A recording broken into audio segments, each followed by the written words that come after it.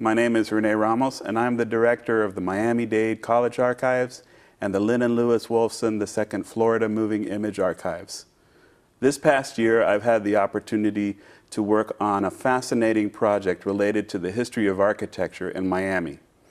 The project is called Learning from Miami, and it includes a website, a collaborative history museum exhibit with History Miami, and a documentary film. We'll be sharing the documentary film with you in a few minutes, but first I'd like to present my colleague and collaborator on the project, Professor Jose Vasquez of the Miami-Dade College School of Architecture. Jose? Hey, Rene, how are you? Good, doing great. So, Jose, this is not the first multimedia type of project that you've been involved in. Previously, you were involved with a project called A Concrete Presence that took a look at the actual architectural history of the college itself. Mm-hmm. So could you talk a little bit about that project and let us know what that was all about? Surely. A Concrete Presence was a project that I devised for my students. I felt that as I've been teaching in Miami-Dade College for the last 10 years, that students learn best by doing. And I think that to a certain level, the architecture of the college had been misunderstood or not really appreciated. And everyone sort of looks at it as, in a way, kind of very derogatory terms, which actually, if you think about it, many people think about many buildings in Miami pretty much the same way. But going back to A Concrete Presence, I got my students to start documenting the buildings, looking at them, measuring them, and based on their work that they produce, we put together an exhibition that was quite popular in the college. And from there, I got a grant to conduct further documentation, work on the architecture, and we put together a website, and that's aconcretepresence.com that you can access and you can sort of see the guide to the architecture of the college. So that website is still up, actually, and it's a continuing into the future, and it's a continuing document of all of the architecture at Miami-Dade College. Now, looking at this project that you've been involved in, and I've been involved in as well, Learning from Miami, what led you to think about broadening the scope of what you were looking at in terms of Miami as a whole? I think that I quite distinctly remember the moment that I arrived to Miami for the first time. Myself, like many others through Miami history, we are transplants. We come here from some other place. And that's actually essentially the beginnings of Miami. And I was teaching at Miami-Dade College, and I started teaching in 2003. I remember driving through downtown, actually prior to that. And I remember seeing the very distinct neighborhoods that makes up Miami.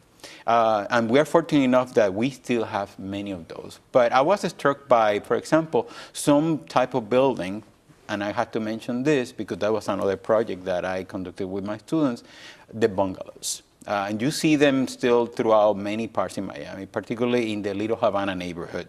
Mm-hmm. And I felt that they were under threat. They were not really appreciated. Some were not in the best shape. And again, that prompted me, well, why not to get the students involved so they can understand a little bit better about architecture, the history of Miami. And basically, I think that was the genesis of the project that we're talking about today, the Learning from Miami. So what we can learn from Miami architecture? What are those essential lessons that we can gather from that architecture, from that architectural history? Well, I find that fascinating as well, and my parents came from Cuba in the early 1960s, and I was born in New York, but since the early 1960s, I've been living in Miami, and having seen the roughly 50 years of architectural history that's come and gone in that time is really fascinating to me. In fact, in the archives, we have a lot of film of buildings that no longer exist. So in the time that I've been alive, one of the films that we feature in the project, the Roni Plaza, which was a really beautiful building. It was very similar to the Biltmore Hotel and to the Miami-Dade College's Freedom Tower. That building was demolished. And there have been other beautiful buildings that were demolished, but in the same time, the entire movement to preserve the Art Deco history in Miami came about, and it was led by a few community activists who told us that this is important, and it's important to preserve our architectural history. So moving on to the project and continuing, could you tell us a little more about the actual projects, the components of the Learning from Miami project consists of? Because there were multiple things that were delivered as part of the grant that you received from the state of Florida. That we've received. Correct. Because I think that the most important thing about the project was a collaborative project. We put together basically our students' work, the work that I do at the School of Architecture, plus the resources that were provided by the archives. I think that was very important because there is a need to disseminate the contents of the archives, but also we feel that the lessons that we were basically learning through my classroom were put to good use through this website. So the Learning from Miami consists of basically, essentially, it's an online platform and includes lesson plans, which were for not only for middle and high school students, but also to college level. So it's a wide array of lesson plans there, but also there is a list of resources that can be found online, video documentaries as they can find in the archives, plus also we have the component of the exhibition that is being held at History Miami. This exhibition, which is the centerpiece of the Learning from Miami architecture, sort of showcases the architecture, the historic architecture of basically a very neglected city until this moment, which is the city of Opa-locka. And again, it's a project that is not a nostalgic look at Miami's history or architectural history. It's also a look at how history can inform our future, because although Miami is a city that is constantly renewing and sort of becoming new again, actually you still find within all the different layers, and we talk about that at one point, the different layers that make this history, it's something that we always can see some of those elements is still percolating, still sort of filtering through the new. And that's the important lesson. So we're going to be sharing the film Learning from Miami in a couple of minutes. What was the guiding light behind that project, and how did you design that, and just what should people know going into watching it, which we'll be doing very shortly? I think that architecture holds very important lessons. And I think at a certain level people know them because architecture really sort of affects us all. And we all have very distinct opinions of what is architecture. And when you see, we have a remarkable group of people talking about architecture, you see how sort of, say, share same concerns, but they have different opinions. But also they sort of express an idea about what is architecture in Miami and what this architecture has been about all this time. And those are the essential questions. So, for example, we can ask about what architecture has been so important in the history of Miami, how we can read history in a building, and very important, what is American about Miami architecture? Because Miami architecture, again, is so different, seems to come from so many different places. So we'll be exploring all of that in the film. And just as a reminder, the film and all of the project components for Learning from Miami are housed on the website. So now we're very happy to present to you a co-production of Miami-Dade College and WLRN-TV, Learning from Miami.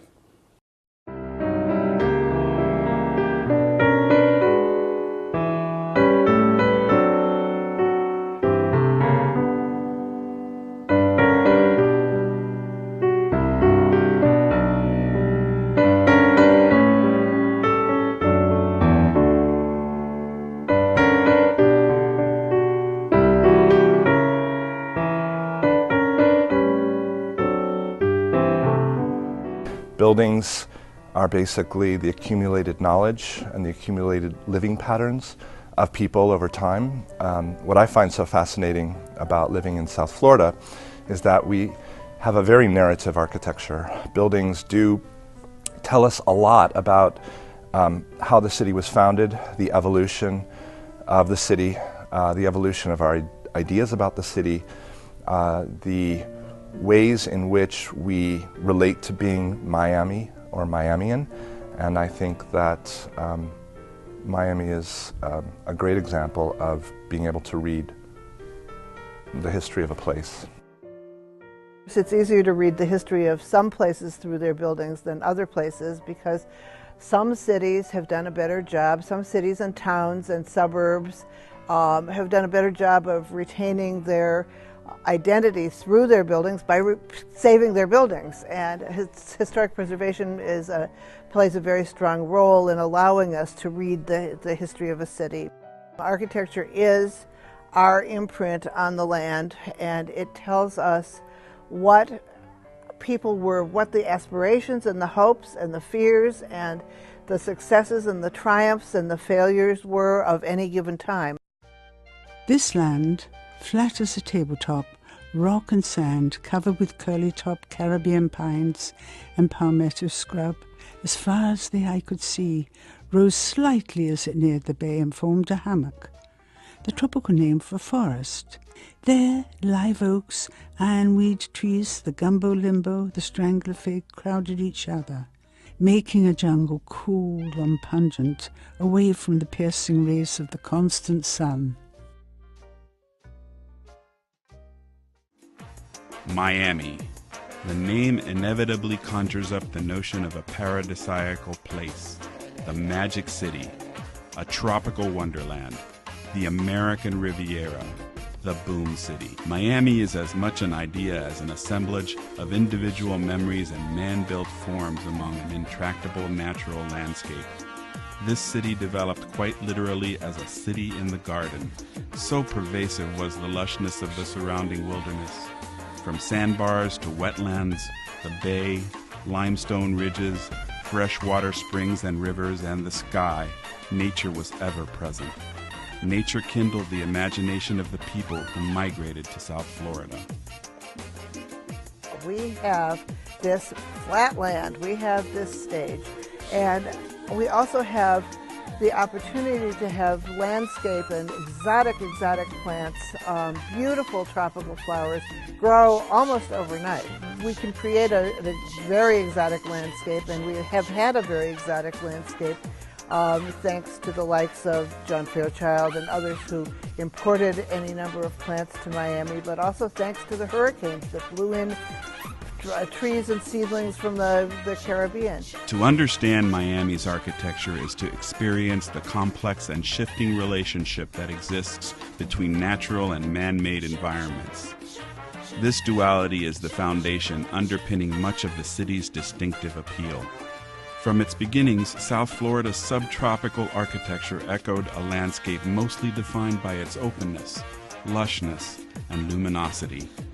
Architecture has been framed and contained by the hinterland, the raw materiality of South Florida's landscape, its dense pinewood and mangrove forests. Ubiquitous palm trees and limestone ridges was not only the source for construction materials, but has served as the source of architectural ideas and forms.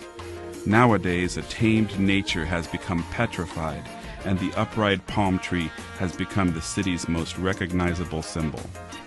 We often find among the white towers that have become the signature of Miami's contemporary urban skyline the vanishing traces of a city that once was. As a leading expression of material culture, buildings are the embodiment of the aspirations, values, and the struggles of their builders and inhabitants. In looking at Miami's architecture, we wonder, can we understand the culture and history of such a complex place by just looking at its buildings? What can architecture tell us about places such as Coconut Grove or the streets of downtown Miami? How can our national and local history be expressed in structures like Little Havana's bungalows or the resort hotels of Miami Beach? What is the meaning of Coral Gables' old Spanish tile roofs or Opalaca's domes and minarets? I think architecture is always connected to the question of technology, and technology is always changing. And so we can track the history of our culture architecturally through the development of the technology of building. But I think it's also connected with the way we live. I think architecture is also reflective of identity. And I think that's a very big theme in South Florida. If you look back through many decades, in fact, if you look back to the foundation of the city in the late 19th century, I think it's pretty clear that Miami architects, builders, developers, civic leaders have been involved in creating the idea of Miami through building works. And that has just continued and been amplified over many years.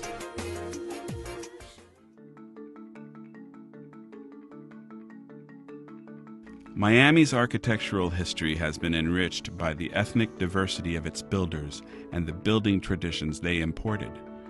For these newcomers, South Florida meant a new life. It seems that the history of Miami is nothing but the stories of other places.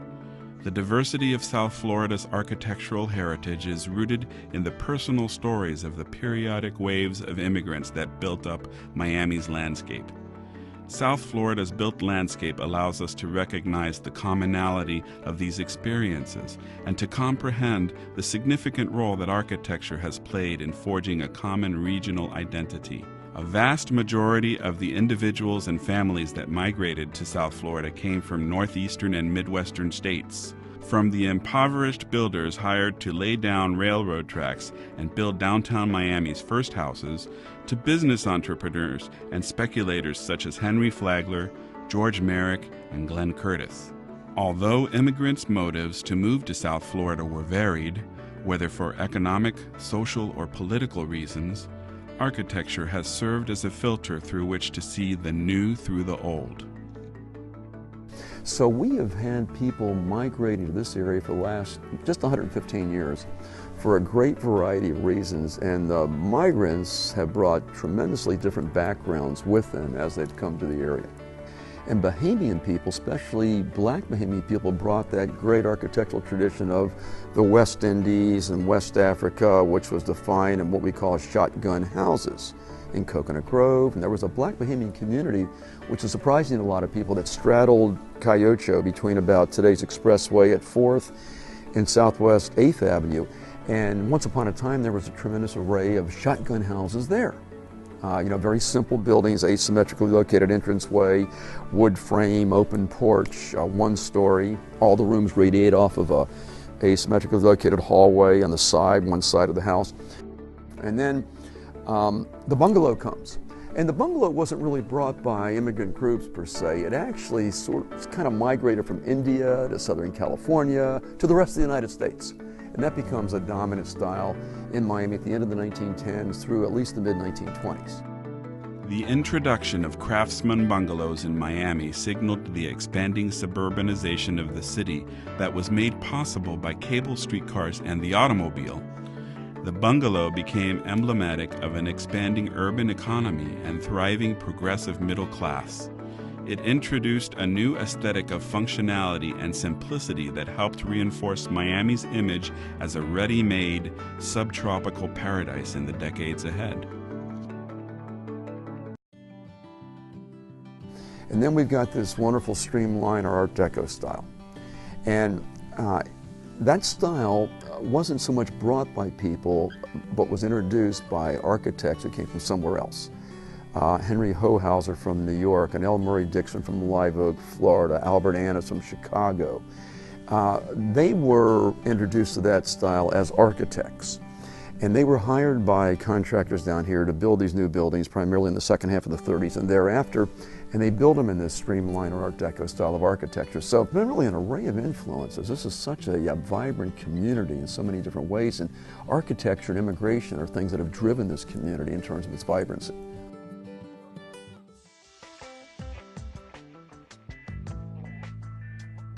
Miami and neighboring cities like Miami Beach were built on tourism and clever self-promotion.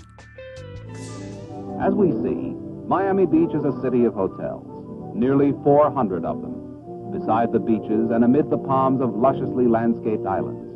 A city where work and play can be combined in the greatest ease and comfort. A community not only of modern lodgings, but also of picturesque swimming pools, smooth beaches, and limitless vistas over a dimpling ocean of deepest blue. Since the late 19th century, South Florida was gradually developed as a place for leisurely living. It became a cosmopolitan resort town aided by promotional fantasies emphasizing its exotic allure. Architecture was turned into a marketing device through which traditional architectural styles were co-opted in the branding of an experience that was self-indulgent, exotic, and sophisticated. I think that the use of historic styles in Miami Beach has largely been associated with Miami itself as being a place that you can reinvent yourself, you can invent your life, you can reinvent your context. In some ways, it was perceived, although I think inaccurately, as a blank slate. I mean, I think that was the problem. The Everglades, the very fragile environment that we live in. I think the subtlety of that fragile environment of the Everglades and the flora and the fauna kind of led people to believe that they could create a new world, and those new worlds were often old worlds. So you would fantasize about living in a Spanish village if you moved to Coral Gables as it was advertised, or you would, or you could live in an Italianate villa like the Sky Up, and that you used that opportunity, the opportunity of not having anything really built before the 20th century, built by Europeans at least, or Americans from European descent. Before that was helped to create this environment in which you could do what you wanted. Miami has always seemed to have been, for good and for bad, a place of tourism and escape, and that both of those lend themselves to the creation of environments that help you to do just that. And so, as opposed to being a place of industry and commerce. And one of the great challenges over the 20th century has been to create in Miami something that lasts beyond the fantasy and becomes part of really what is essentially South Florida.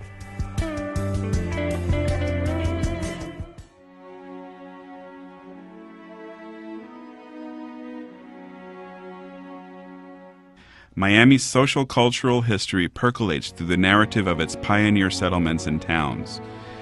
These so-called edge communities have been incorporated over time and now comprise the urban nodes of a vast metropolitan area: Lemon City, Buena Vista, Coconut Grove, Homestead, Miami Beach, Coral Gables, Hialeah, and Opa-locka.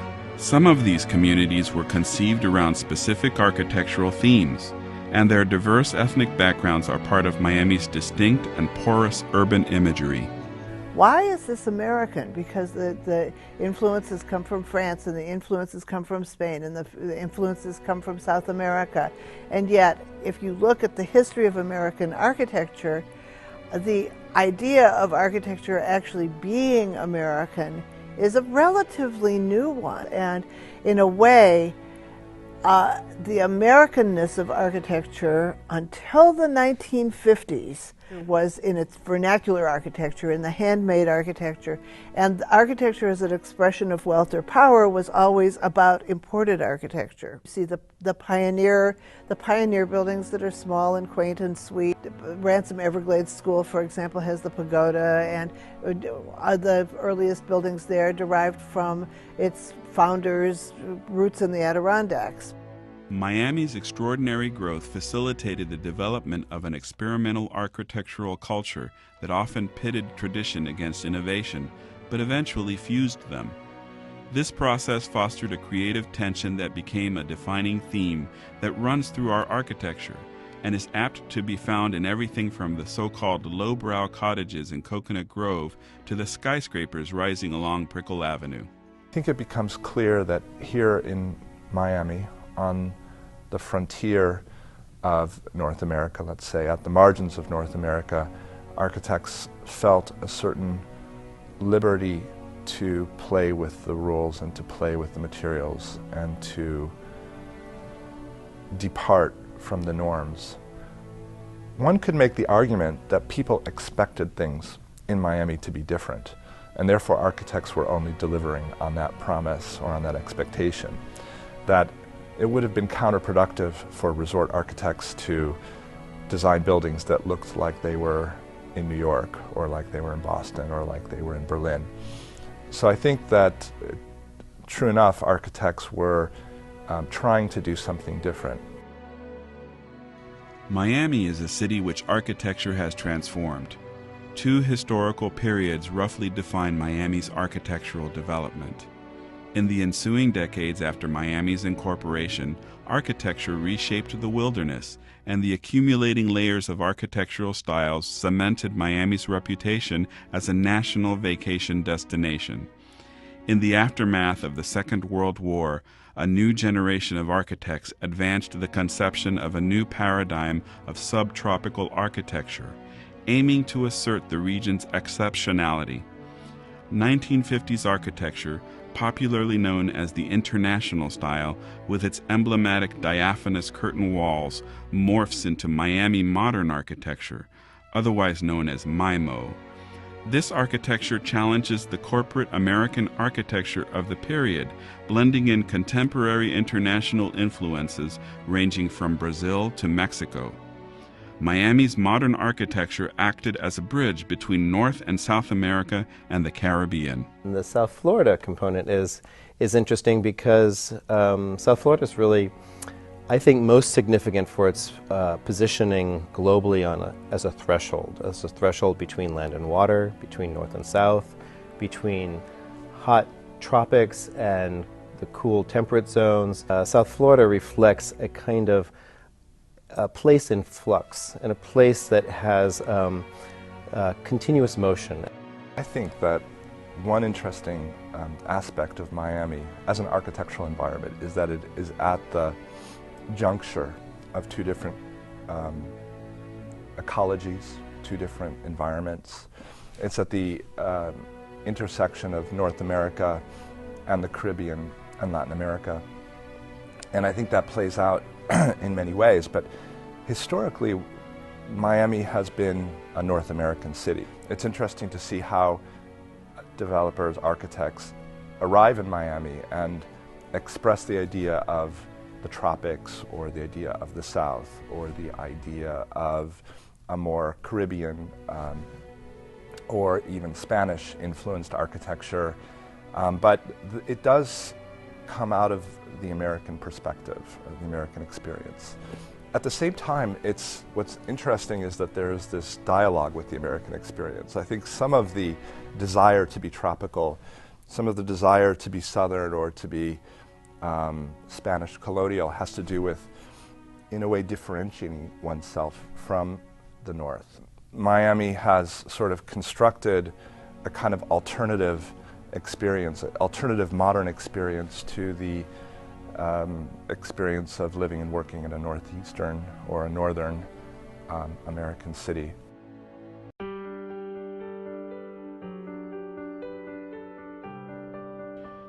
In learning from Miami's architecture, we appreciate the complexity of a history that has been expressed through idiosyncratic architectural experiences. It is an architectural history defined partially by its utopianism and, on the other hand, by its pragmatism. Miami is a place for which tradition has been manufactured and recreated, appropriating layers of architectural history in order to define a cosmopolitan identity.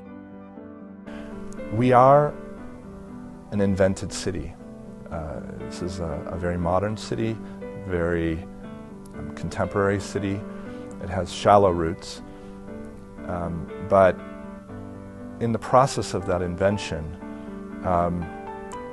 it's still remarkable how many ideas and how many layers have been added in so short a time. But they're there, and they influence each other. I find it nowhere more resonant than in the city of Miami Beach, where any one block in South Beach is likely to have all of those layers extant, restored, preserved, protected, all on one block.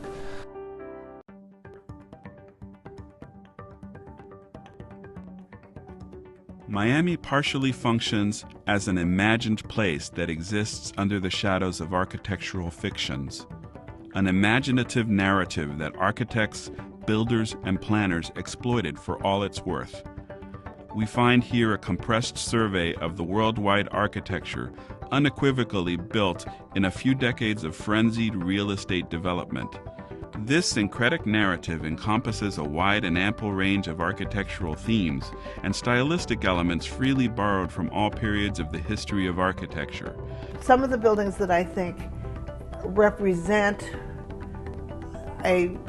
what we are today as a place include the Caribbean Marketplace that Charles Harrison Pauly designed about, I guess, 20 years ago now, which was itself threatened for a period of time in Little Haiti, and it just shows, the exuberance of an immigrant culture bringing its culture here. And I think that Haiti is such a bright and vibrant sensibility about color and depicting place in paintings and in the way that the houses are painted. But I love the way that building expresses a kind of Caribbean sensibility that we have in Miami.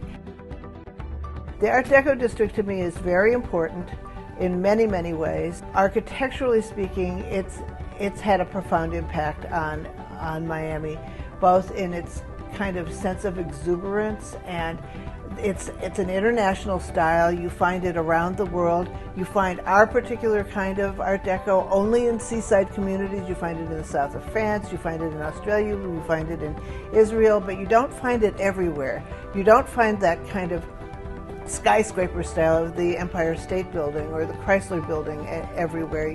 What you find here is smaller and stucco with a lot of applied ornament and some etched glass. What I think is very interesting architecturally speaking is that the buildings almost always have this kind of fascinating tension between the horizontal, because the buildings are very, very horizontal, and vertical. It's almost like a compression propulsion. There's always this kind of conversation between being horizontal and being vertical, between being tight going out and being tight and going up and soaring to the sky. And of course there's Vizcaya, which probably is one of the most important, if not the most important, house museums in America, but also expresses yet another way in which an incredible fantasy was brought from another place to Miami to make Miami more than it ever could have dreamed of being. And Vizcaya is, of course, an incredible Italian palazzo, a Venetian palazzo recreated here with beautiful gardens, and at one point it had canals, and it had these incredible little farm outbuildings that are more Tuscan than Venetian, and the whole thing brought together is probably as beautiful and significant a destination to see architecture and the decorative arts and landscape as anything in America. And of course, there's always the Freedom Tower, which I think is in many ways Miami's symbol, even though ironically there were 3 buildings built at the same time with related towers, the Biltmore, the Freedom Tower, and the Roni Plaza. And this one, the Freedom Tower, of course, started out life as the Miami News Building, but its elegance and the way it meets the sky and are truly just breathtaking every time you see them. For me, Miami's most enduring architectural style is the modern, and that is because not only did modern sort of offer some new ways of doing things that were seized upon by Miami architects to open up a whole new realm of architecture, a whole new realm of expression, but I think it's that very process of appropriation that makes Miami interesting, that offered Miami architects a way to redefine what they were doing.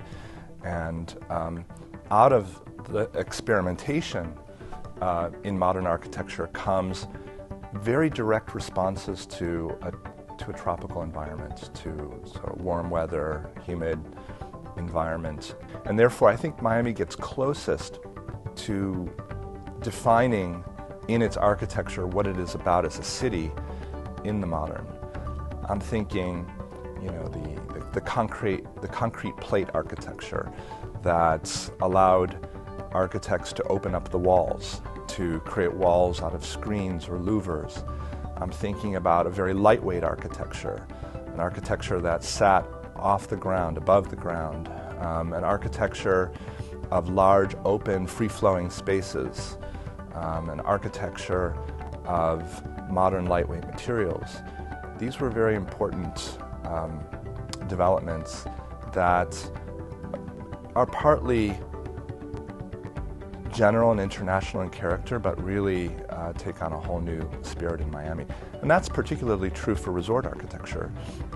It was in resort architecture where Miami architects like Morris Lapidus, Norman Giller begin to invent new forms, a much more expressive facade architecture.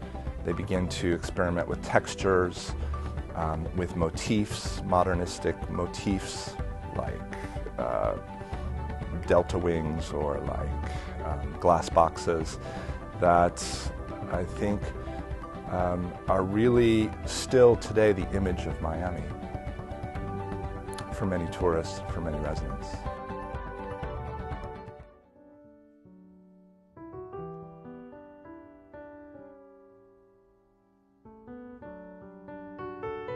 Given the city's accelerated growth, the pressures of development, and urban consolidation in such a short span of time, we have lost significant places and structures. Herein lays the challenge of preserving an architectural heritage that is constantly compromised by the pressures of real estate. In Miami, the land has always had a value beyond its buildings, and you could call it shifting sands. It's sad, but this is a place that has always brought in newcomers who don't share the heritage, and our critical job has always been to spread a kind of common appreciation for that heritage, for that cultural patrimony, for the living history of Miami's architecture. I think that Miami Beach itself and Coral Gables and a number of cities in Dade County, in Miami-Dade County, have pretty strong preservation laws, but they crumble in the face of certain needs. We could probably go through a long, long list of buildings, important big ones and very tiny small ones that add up to something far larger than the individual building might account for. For example, Miami's rich array of bungalows, and an important architectural subject that a kind of house that was small, often mail order, and because it descended from an Indian, as in East India, prototype, basically was perfectly suited for the tropics, and was a wildly popular housing style in the teens and early part of the 1920s particularly, but they're small and they're little, and it doesn't matter that they're sweet and cute and important and add up to something, again, much larger than each individual bungalow. They're not what people with large aspirations fueled by money and television and advertising want to live in. Miami's architectural narrative has become a sort of theatrical background against which we read our city's events and its personalities.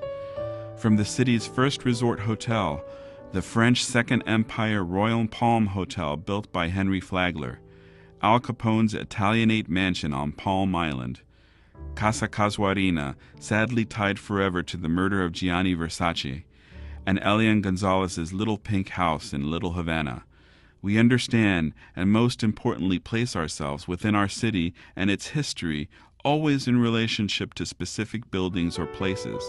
The old Miami News Building, now the Freedom Tower, the Biltmore Hotel, the Venetian Pool, Calle Ocho, and Lincoln Road.